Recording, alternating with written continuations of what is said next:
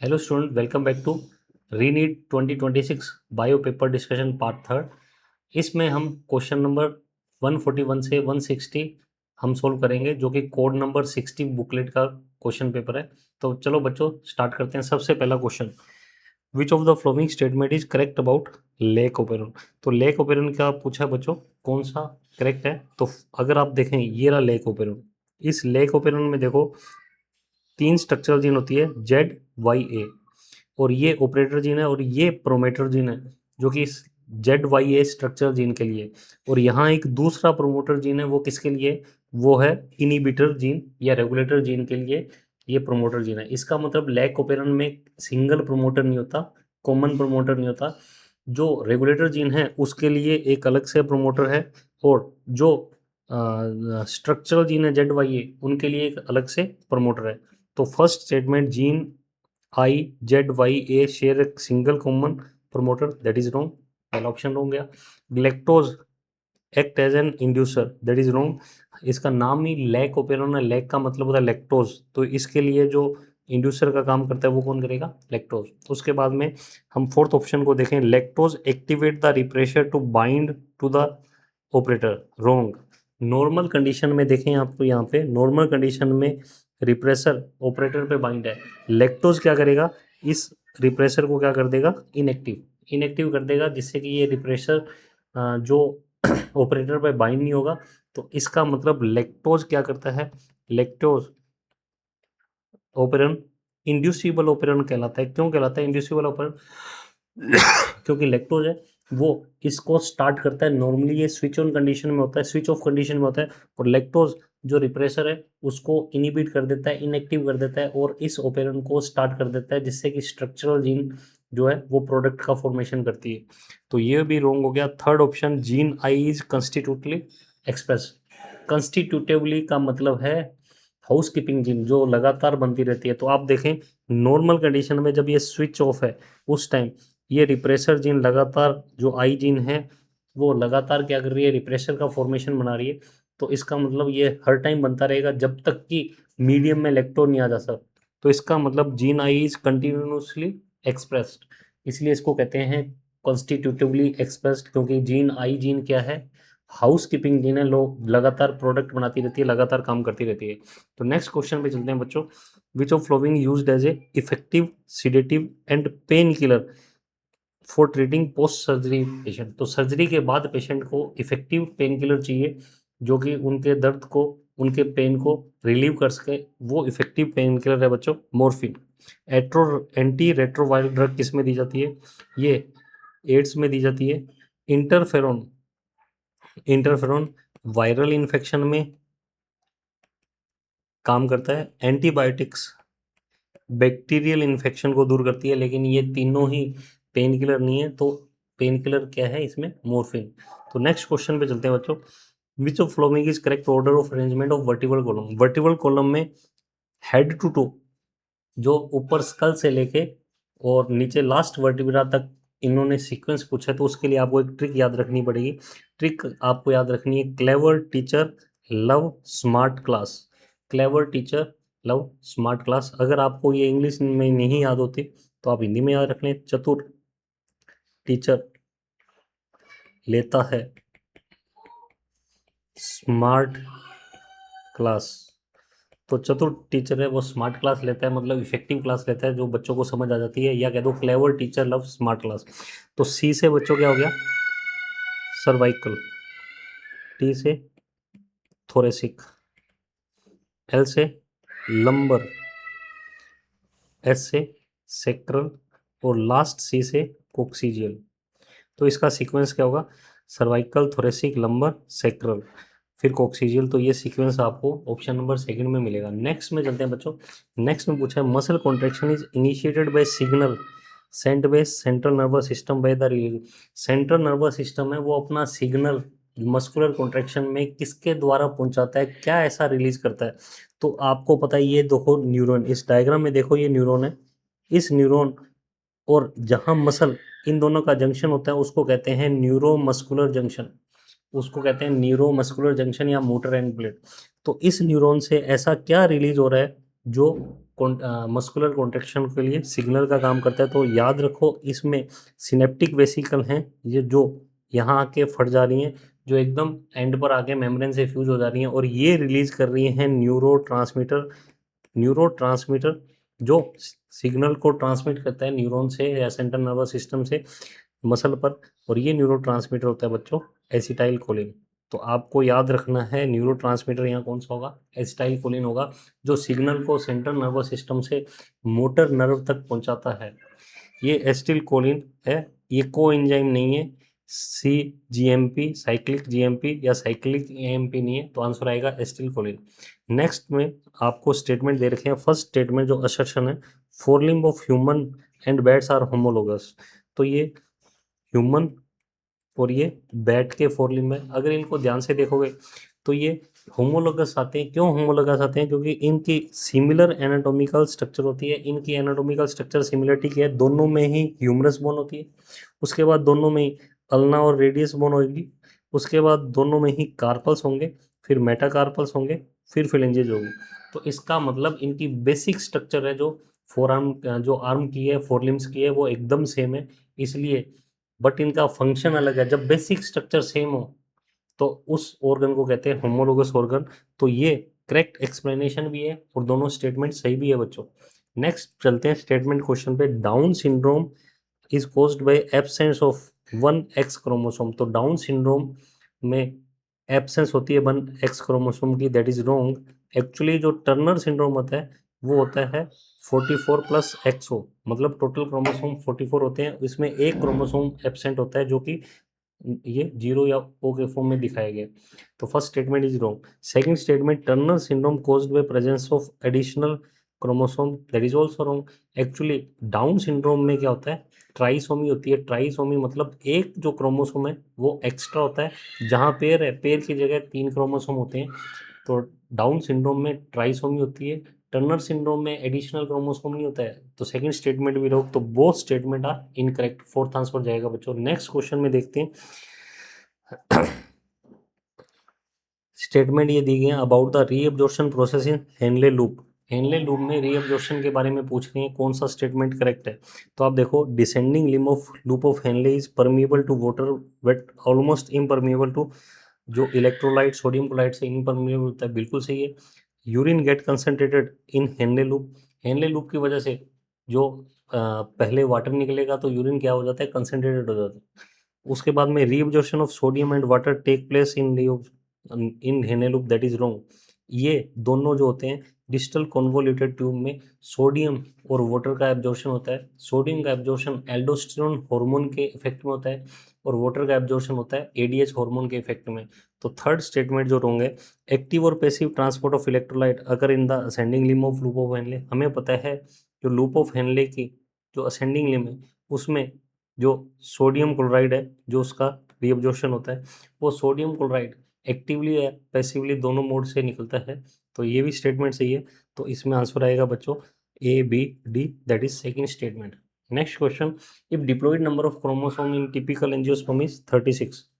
तो 36 diploid number है, that is 2n is two 36। N कितना आ गया बच्चों, 18। तो इन्होंने पूछा है एंडोस्पर्म में क्रोमोसोम नंबर। आपको पता है बच्चों एंडोस्पर्म इज 3n। तो कितने क्रोमोसोम नंबर हो गए, 3 इंटू 18 दैट इज 54। तो आंसर आएगा फर्स्ट 54। नेक्स्ट क्वेश्चन पे चलते हैं। अमेजन रेन फॉरेस्ट में कौन कौन सी स्पीसीज कितनी वहाँ हैबिटाट कर रही है, कितनी रेजाइड कर रही है, उसके बारे में क्वेश्चन है। तो आप देखेंगे जो सबसे ज़्यादा अमेजन रेन फॉरेस्ट में जो स्पीसीज है दैट इज इनवर्टिब्रेट, 1,25,000। तो अगर आपको इतना भी पता है 1,25,000 यानी कि सबसे ज़्यादा इनवर्टिब्रेट होते हैं, तो आपका क्वेश्चन ये क्लियर हो जाएगा, क्योंकि एक ही ऑप्शन ऐसा है जिसमें डी फर्स्ट है, आंसर फोर्थ आएगा। उसके बाद में आप देख लें, जो इसके बाद में सेकंड नंबर पे स्पीसीज होगी प्लांट्स की, उसके बाद में थर्ड नंबर पे स्पीसीज आपको मिलेगी फिश की, दैट इज 3,000। उसके बाद बर्ड की मिलेगी 1,300। उसके बाद मैमल्स की मिलेगी, और एम्फीबियन की भी इतनी है 427। तो आपको ये याद होनी चाहिए स्पीसीज। तो आपका आंसर आएगा fourth. Next question Hardy Weinberg law से आया है। हार्डी विनबर्ग लॉ के अकॉर्डिंग इन्होंने क्वेश्चन पूछा है। इसमें क्या लिखा है, if frequency of allele A, allele A का मतलब कैपिटल है, तो मतलब डोमिनेंट एलील की फ्रीक्वेंसी 0.1 है। तो आपको फ्रीक्वेंसी ए मतलब होमोजाइगस डोमिनेंट इंडिविजुअल की फ्रीक्वेंसी पूछी है। तो हार्डी विनबर्ग लो को हम देखें तो capital A plus small A, dominant allele plus recessive allele is equal to 1। Capital A आपको दे रखा है 0.1 दे रखा है, और कैपिटल ए 0.1 दे दिया, और आपसे पूछा है ए मतलब कैपिटल ए का स्क्वायर। तो होमोजाइगस का पूछा तो 0.1 का स्क्वायर जो होगा दैट इज 0.01। तो आंसर आएगा बच्चों आपका थर्ड। बिल्कुल आसान सा क्वेश्चन है, इस फॉर्मूला से आप निकाल सकते हो। इसका दूसरा फॉर्मूला आएगा कैपिटल ए, या कह देंगे A square plus 2 A plus small A square is equal to 1। इसको अगर आप इंडिविजुअल की फॉर्म में लिखेंगे तो आप ऐसे लिख सकते हैं, ये है होमोजाइगस डोमिनेंट, ये है होमोजाइगस रिसेसिव, ये है हेट्रोजाइगस डोमिनेंट। तो आप इससे क्वेश्चन सॉल्व कर सकते हैं। Next question, the opening between the right atrium and right ventricle. तो आपको पता है ये हर्ट है, हर्ट में ये राइट एट्रियम है, ये राइट एट्रियम है, और ये राइट वेंट्रिकल। इसके बीच की ओपनिंग को कौन रेगुलेट करता है? 3 कस वाला वाल्व रेगुलेट करता है, जिसको कहते हैं ट्राइकस्पिड वाल्व। तो बच्चों ये है आपका जो ट्राइकस्पिड वाल्व है, वो रेगुलेट करेगा राइट एट्रियम राइट वेंट्रिकल के बीच की ओपनिंग को। उसके बाद में which of following enzyme synthesize the precursor of mRNA। आपको पता है 3 तरह के आरएनए पॉलीमरेज होते हैं। आरएनए पॉलीमरेज फर्स्ट जो क्या बनाता है, आरआरएनए बनाता है, लेकिन ये कौन से आरआरएनए को नहीं बनाएगा? 5s आरआरएनए को नहीं बनाएगा, उसके अलावा बाकी सब आरआरएनए को बनाएगा। उसके बाद आरएनए पॉलीमरेज सेकंड है जो एमआरएनए को बनाता है, और आरएनए पॉलीमरेज थर्ड है जो टीआरएनए को बनाएगा। इसके अलावा 5s आरआरएनए को बनाएगा। तो यहाँ आपसे पूछा है एमआरएनए को कौन बनाता है, तो एमआरएनए को बनाएगा आरएनए पॉलीमरेज सेकंड। और एमआरएनए के साथ साथ ये एमआरएनए के प्रिकर्सर एचएनआरएनए को भी बनाता है। तो आंसर आएगा RNA polymerase second. Next statement वाला क्वेश्चन है, इसमें असर्शन क्या दिया है? In recombinant DNA technology lysozyme, lyso मतलब लाइज करना, तोड़ देना, जाइम मतलब एंजाइम, ऐसा एंजाइम जो तोड़ देता है, is used for the destruction of bacterial cell.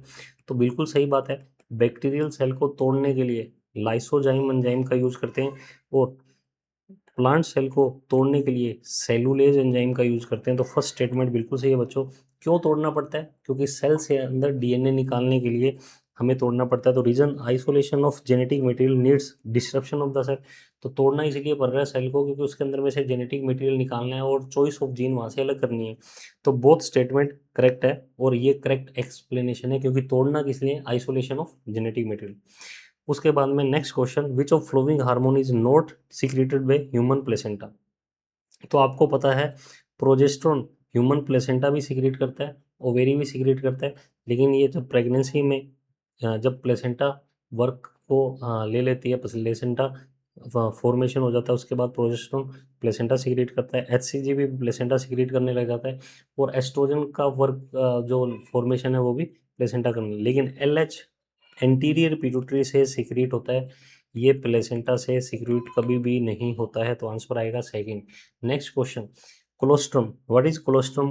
Colostrum initial day में जो येलो कलर का मिल्क सिक्रेट होता है जो मदर के, उसको कहते हैं colostrum.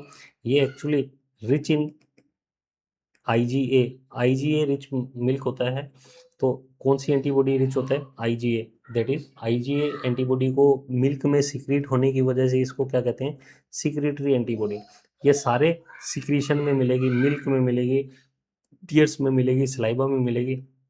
Next question, consider a population of 10 million cell. Initial population N दे रखी है आपको, N0 दे रखी है, 10 मिलियन दे रखी है आपको, और आपसे पूछा है 10 जनरेशन के बाद में आपसे फाइनल पॉपुलेशन दे रखी है। तो आप पूछिए, तो आप पहले ग्रोथ निकाल लोगे। तो ग्रोथ कैसे निकालोगे? ग्रोथ निकालोगे dn/dt is equal to r/n। Are जो है, आर जो है दैट इज ग्रोथ रेट, ये ग्रोथ रेट है। और ग्रोथ रेट कैसे निकालते हैं? ग्रोथ रेट निकालते हैं birth rate minus death rate. Birth rate कितनी है? 0.002, और डेथ रेट भी सेम है, that is 0.002, that is growth rate is 0। तो अगर आप इस फॉर्मूला में वैल्यू रखोगे तो dn/dt जो पॉपुलेशन में चेंज आएगा 0, मतलब पॉपुलेशन में कोई भी चेंज नहीं हुआ है, ना पॉपुलेशन बढ़ी है ना घटी है। तो 10 जनरेशन के बाद में पॉपुलेशन कितनी रहेगी? उतनी रहेगी जितनी पहले थी, दैट इज 10 मिलियन। बस आपको कंफ्यूज करने के लिए क्वेश्चन थोड़ा सा ऐसे बड़ा करके देंगे, एकदम सिंपल क्वेश्चन है, बहुत ही कॉन्सेप्चुअल। नेक्स्ट स्टेटमेंट पे चलते हैं। Plasmid are autonomously replicated DNA. तो प्लाज्मिड क्या होते हैं? बैक्टीरिया में हम देखते हैं double standard circular extra chromosomal DNA होता है, इसको प्लाज्मिड कहते हैं। उसका बैक्टीरिया का खुद का जो क्रोमोसोम होता है वो बड़ा होता है, तो ये प्लाज्मिड अपने आप ही रेप्लिकेट करता है। इसको बैक्टीरियल डीएनए से रेगुलेशन नहीं होता इसका, ये खुद ही अपने आप को रेप्लिकेट करने की क्षमता रखता है, इसलिए ऑटोनोमसली रेप्लिकेटेड डीएनए होता है। बिल्कुल सही है। दूसरा statement, it is extra chromosomal DNA. Extra chromosome मतलब ये बैक्टीरिया के जीनोम का पार्ट नहीं है, एक्स्ट्रा क्रोमोसोमल है, तो ये भी सही है। तो दोनों स्टेटमेंट सही है बच्चों, आंसर आएगा third. Next question, PCR polymerase chain reaction जिसकी डिस्कवरी कैरी मुलिस ने की थी, उसके बारे में बात चल रही है। प्राइमर क्या होता है? प्राइमर वो है जो डीएनए पॉलीमराइजेशन को स्टार्ट करते हैं, डीएनए के फॉर्मेशन को स्टार्ट करते हैं, पॉलीमराइजेशन को स्टार्ट करते हैं, उनको प्राइमर कहते हैं। तो प्राइमर कहाँ, कौन प्राइमर डीएनए स्ट्रैंड पे कौन से स्टेप में बाइंड होता है? तो देखो, first step is denaturation. Denaturation में ये देखो, ये डीएनए दो स्ट्रैंड में टूट गया, ये एक स्ट्रैंड, ये दूसरा स्ट्रैंड। अब डीएनए सिंगल स्टैंडर्ड हो गया, दोनों स्टैंड अलग हो गया, अब इस पे आके प्राइमर जुड़ेगा, ये बच्चों प्राइमर जुड़ रहा है। और ये second step is annealing. First step जिसमें डीएनए अलग हुए हैं दोनों स्टैंड, उसको कहते हैं डीनेचुरेशन। Second step annealing. इसका मतलब प्राइमर कौन से स्टेप में जुड़ता है? एनीलिंग। अब लास्ट स्टेप और देख लेते हैं। लास्ट स्टेप में प्राइमर के आगे डीएनए के न्यूक्लियोटाइड जुड़ेंगे और डीएनए का फॉर्मेशन कंप्लीट कर देंगे, दैट इज एक्सटेंशन। तो प्राइमर जुड़ेगा एनीलिंग में, और सबसे फर्स्ट स्टेप है that is denaturation, second step annealing जिसमें प्राइमर जुड़ेगा, और लास्ट स्टेप इज एक्सटेंशन जिसमें पूरे डीएनए का फॉर्मेशन हो जाएगा। नेक्स्ट क्वेश्चन देखो बच्चों, ट्रांसफॉर्मेशन जो है, ट्रांसफॉर्मेशन एक्सपेरिमेंट ग्रिफिथ ने किया था। ट्रांसफॉर्मेशन का मतलब क्या है? जो डीएनए है वो बैक्टीरिया में या होस्ट में चला जाएगा डीएनए, तो उसके फिनोटाइप को चेंज कर देगा, दैट इज ट्रांसफॉर्मेशन। तो transfer of DNA to host bacteria. तो ग्रिफिथ के एक्सपेरिमेंट में मीडियम से डीएनए इसमें चला गया था, बैक्टीरिया में चला गया, तो that is cloning site. Cloning site कौन बनाता है? क्लोनिंग साइट की जगह से काटता है रेस्ट्रिक्शन एंजाइम। रेस्ट्रिक्शन एंजाइम जहाँ से काटता है वहीं अपन न्यूली जो डीएनए है, जो एंजाइम, जो हमारे काम का डीएनए, चॉइस ऑफ डीएनए है, वो हम वहाँ डालते हैं। तो रेस्ट्रिक्शन एंजाइम चॉइस वहाँ से काटता है, क्लोनिंग साइट से। उसके बाद में जो सिलेक्शन है, सिलेक्शन किस बेसिस पे किया जाता है? एंटीबायोटिक रेजिस्टेंट जीन के द्वारा सिलेक्शन किया जाता है। और ही साइट क्या होती है? एप्लीकेशन के लिए साइट है। तो इसका आप मैचिंग करके देखोगे, आंसर आएगा थर्ड बच्चों। उसके बाद में अडप्टिव रेडिएशन का क्वेश्चन है। अडप्टिव रेडिएशन, दो रेडिएशन दे रखी है, एक तो प्लेसेंटल मैमल की, तो बच्चों इस तरफ देखें, ये इस तरफ जो है सारे प्लेसेंटल मैमल है, और दूसरी ऑस्ट्रेलियन मार्सुपियल की, तो दूसरी तरफ ये मार्सुपियल है। तो दो अडप्टिव रेडिएशन हो रही है देख, लेकिन दोनों में आप देखें, यहाँ माउस बन रहा है, तो इधर मार्सुपियल माउस, दोनों माउस ही हैं। एक के मार्सुपियम या ब्रूट पाउच है और दूसरे के नहीं है, बस इतना फर्क है। ये फ्लाइंग स्क्वायरल, उड़ने वाली गिलहरी है, तो ये भी फ्लाइंग स्क्वायरल है। फर्क इतना है, जो मार्सुपियल गिलहरी है, जो फ्लाइंग स्क्वायरल है, जिसको अपन कहते हैं फ्लाइंग फ्लेंजर, उसमें मार्सुपियम है, बाकी में नहीं। तो आप देखोगे इसमें लगभग जो एनिमल है एक जैसे बन रहे हैं, लेकिन उनमें फ़र्क क्या है? दोनों प्लेसेंटल और मार्सुपियल आपसे आपस में अलग किससे है? एक में मार्सुपियम है, दूसरे में नहीं है। तो जब दो एडप्टिव रेडिएशन चल रही होती हैं और दोनों एक जैसे एनिमल का फॉर्मेशन कर रही है, तो दो एडप्टिव रेडिएशन, उसको कह देते हैं कन्वर्जेंट इवोल्यूशन। तो बच्चों इसका आंसर रहेगा कन्वर्जेंट इवोल्यूशन। कन्वर्जेंट इवोल्यूशन कब कहेंगे? जब दो अडप्टिव रेडिएशन एक साथ चलकर एक ही तरह के एनिमल का फॉर्मेशन करेगी, तो उसको कहेंगे कन्वर्जेंट इवोल्यूशन। तो बच्चों कैसा लगा आपको ये डिस्कशन, कैसा सॉल्यूशन लगा?